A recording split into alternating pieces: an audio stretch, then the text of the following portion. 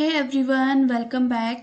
और जैसे कि हम एमसीक्यू सॉल्व कर रहे हैं और ये पार्ट 2 है प्रशासन के सिद्धांत से रिलेटेड। और अगर आपने अभी तक पार्ट 1 नहीं देखा तो मैं डिस्क्रिप्शन में लिंक डाल दूंगी या आप फिर मेरे चैनल पर विजिट कर सकते हैं। तो यहाँ पे हम कुछ एमसीक्यू सॉल्व करेंगे, देखेंगे।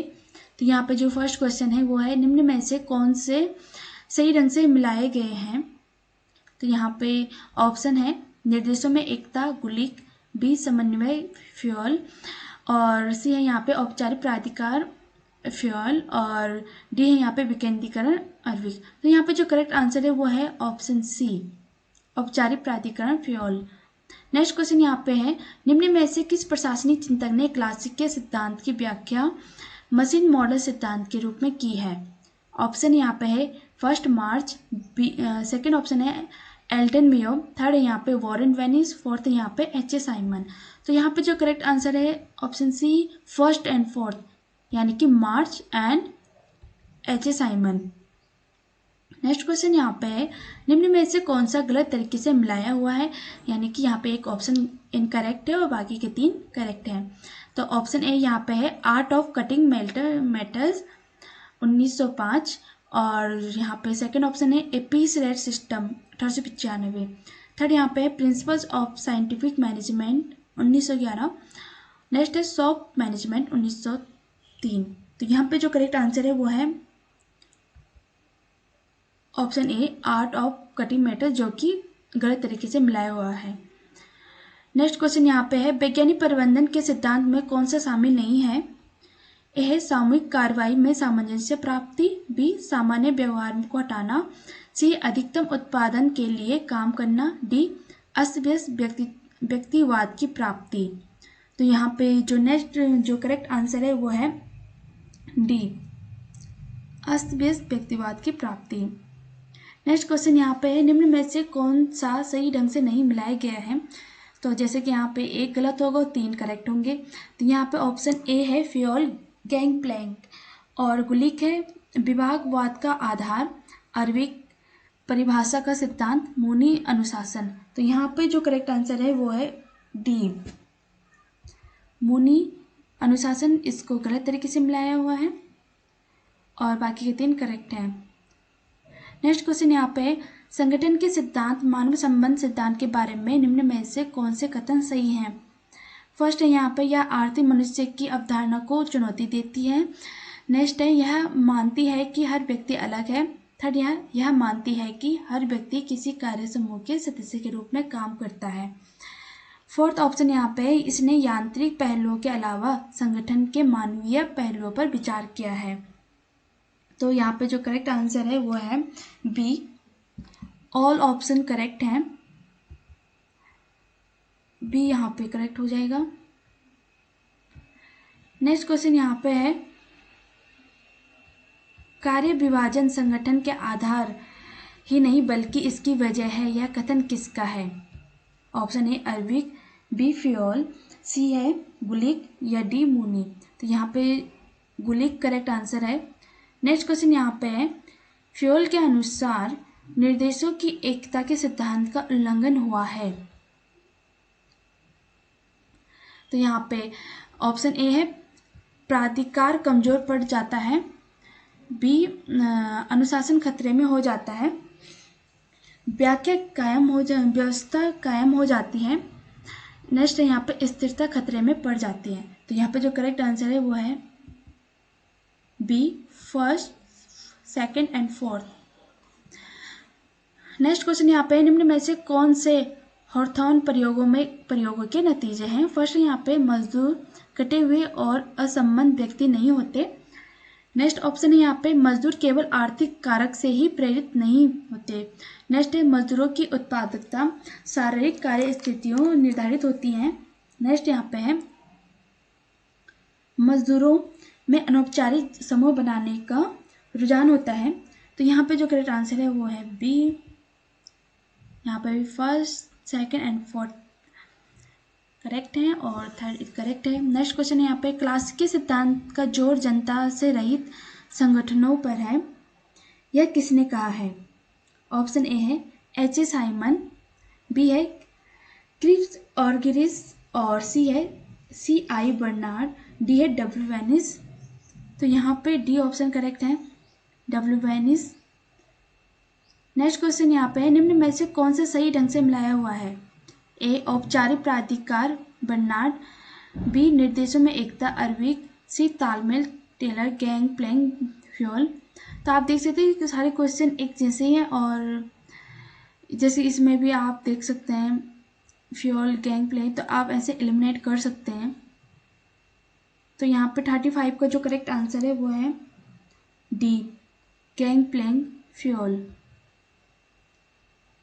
जैसे यहाँ पे गैंग प्लैंग फ्यूल है, कौन सा सही ढंग से मिलाया हुआ है, और यहाँ पे जो मैंने क्वेश्चन दिया था 29 में, निम्न में से कौन सा सही ढंग से नहीं मिलाया गया है। तो यहाँ पे जो 3 करेक्ट थे और 1 इनकरेक्ट, तो यहाँ पे भी ऑप्शन दिया हुआ है फ्यूल गैंग प्लैंग। तो आप इनको याद कर सकते हैं, जो करेक्ट है उनको याद कर सकते हैं, और जो इनकरेक्ट है उनको याद करने की ज़रूरत नहीं है, जो करेक्ट हैं उनको याद कीजिएगा। नेक्स्ट क्वेश्चन यहाँ पे, प्राधिकार आदेश देने और आज्ञा पालन करवाने की शक्ति है, यह किसने कहा है? ए है साइमन, बी है बेवर, सी है बर्नार्ड, या डी है फ्योल।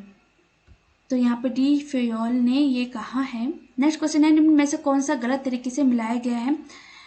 तो ए टेलर कार्यात्मक फॉर्मेंशिप, बी फ्योल गैंग प्लैंग, सी अरविक निर्देशों में एकता गुलिक विभागीकरण के आधार।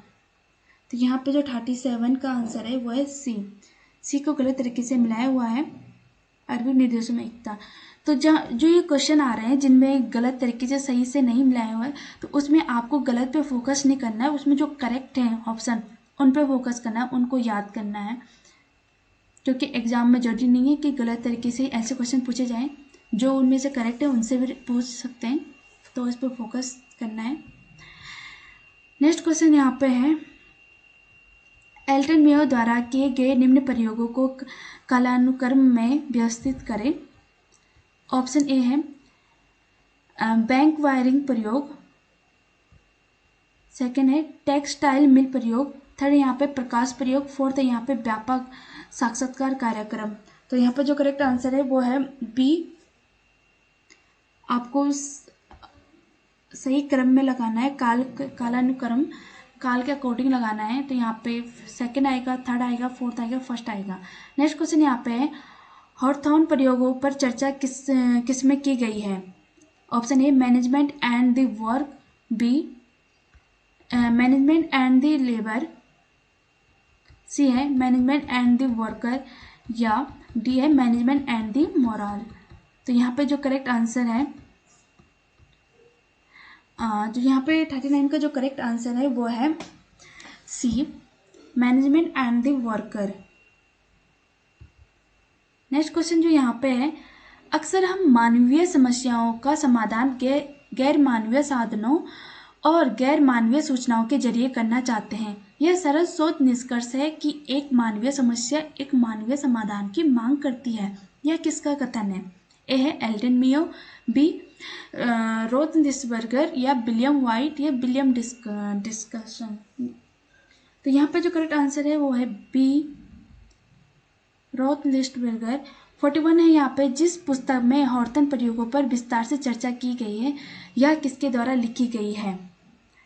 तो यहाँ पे ए है F.J. रोथलिस्टबर्गर, या वह विलियम वाइट ने, या F.A. रोथलिस्टबर्गर, या एल्टन मेयो, या सी एल्टन मेयो या विलियम वाइट ने, या F.J. रोथलिस्टबर्गर या विलियम जे डिक्सन ने। तो यहाँ पे जो 41 का जो करेक्ट आंसर है वो डी है। नेक्स्ट क्वेश्चन यहाँ पे है, निम्न में से कौन सा जोड़ा सही ढंग से मिलाया गया है?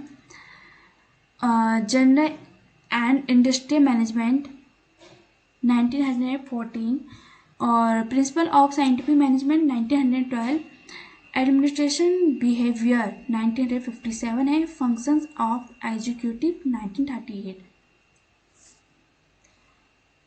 तो यहाँ पे जो करेक्ट आंसर है 42 का वो है डी, फंक्शंस ऑफ एग्जीक्यूटिव 1938।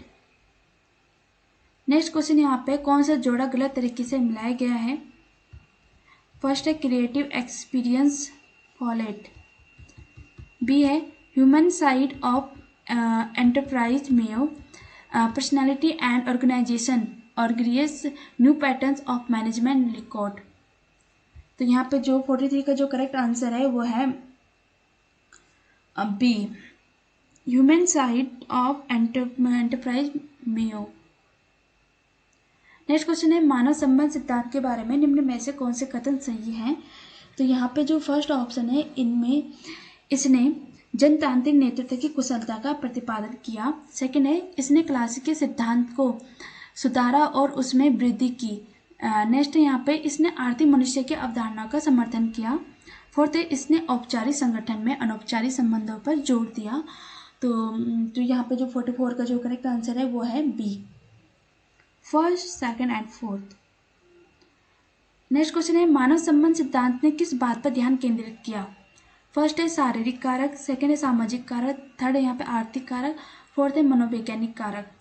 तो यहाँ पे जो 45 का जो करेक्ट आंसर है वो है सी, second and fourth.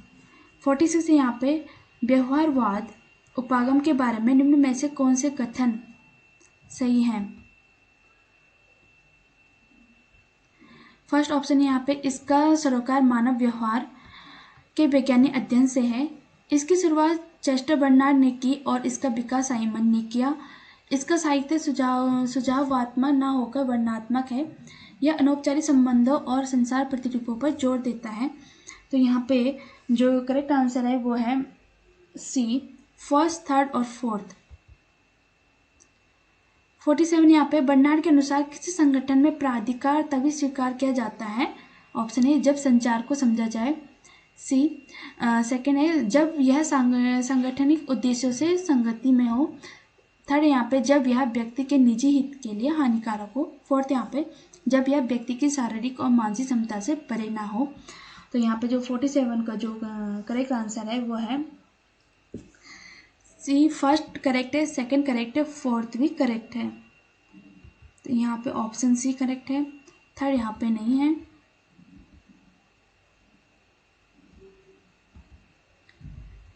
Forty eight यहाँ पे तटस्थल जोन ऑफ डिफरेंस के क्षेत्र की अवधारणा किससे जुड़ी है। फर्स्ट है निर्णय निर्माण, बी है नेतृत्व, सी है प्राधिकार, डी है प्रेरणा।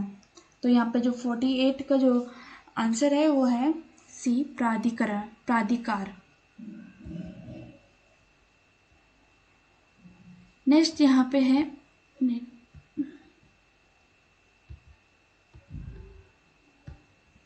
नेक्स्ट क्वेश्चन यहाँ पे है व्यवहारवादी उपागम ने किस बात पर ध्यान केंद्रित किया। फर्स्ट है संगठनों में अंतर्व्यक्ति संबंध, बी है संगठनों में प्रबंधकीय प्रक्रियाएं, सी है संगठनों में निर्णय निर्माण, डी है संगठनों में व्यक्ति और समूह का वास्तविक व्यवहार। तो यहाँ पे डी है संगठनों में व्यक्तियों और समूह का वास्तविक व्यवहार। नेक्स्ट क्वेश्चन जो यहाँ पे है